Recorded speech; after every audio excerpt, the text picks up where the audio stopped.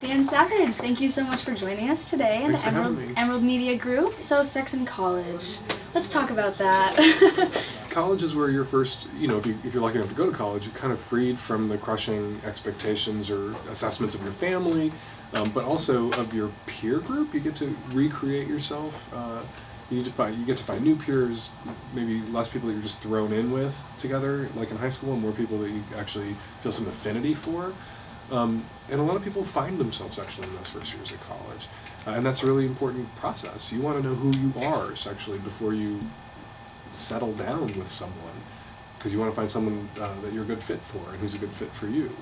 And the most important thing you do at college is, people talk about experimenting. Usually people know what they want to do. They're just afraid to tell somebody. They're afraid to tell the person that they're having sex with what it is that they actually want, for fear of being rejected. If you can get past that, you're going to be set. You should embrace rejection. If you are your true self, sexually, emotionally, with somebody, and that's not who they want to be with, you guys aren't a match. But often in college, people are really afraid of the loser stigma of being alone, or not having a boyfriend or girlfriend, or not having a regular hookup or friend with benefits. So, they don't reveal themselves to the person that they should be revealing themselves to suss out if that's somebody that you ought to be with.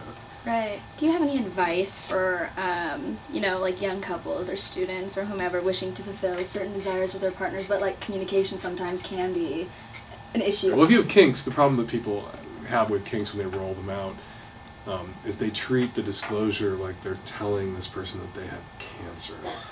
I have this illness and this sickness, and it's very sad and tragic, and I hope you will love me still despite knowing this horrible thing about me.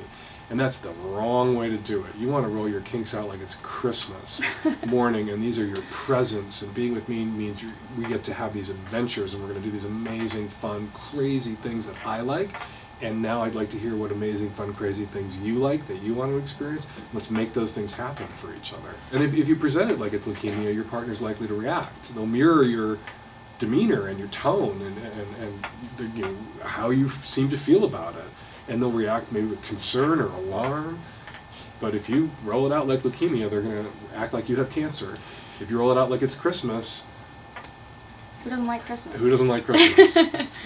Rates on college campuses is an issue that's currently been brought up in the national spotlight recently.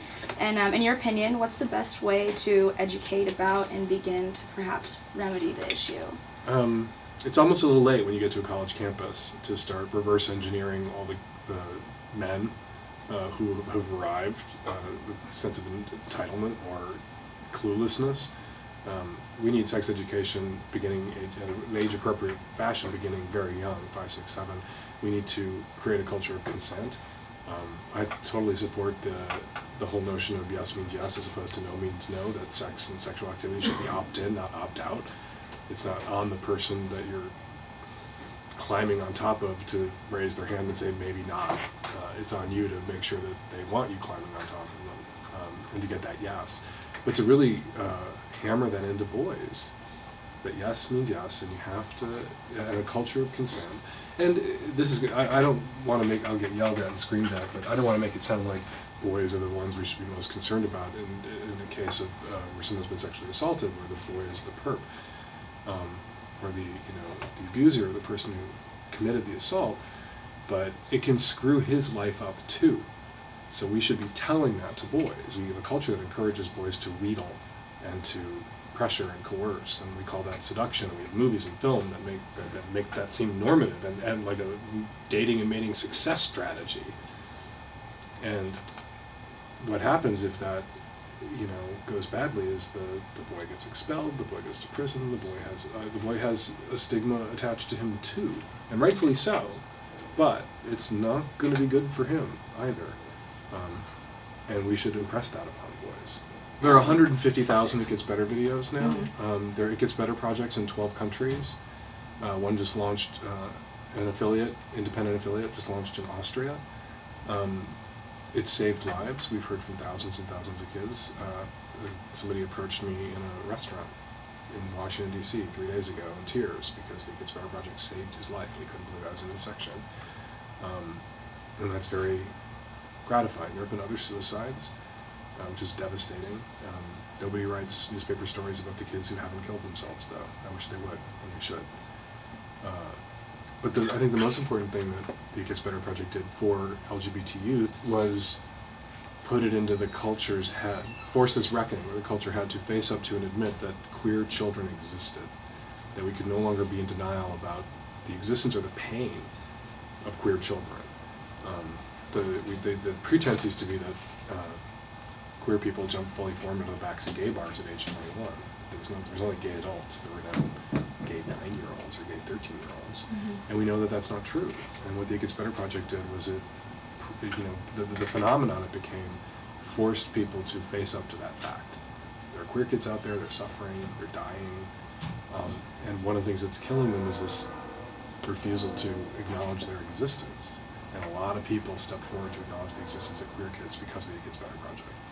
How has that, the gay marriage that was passed in Washington, affected your home state, and how excited should Oregonians be?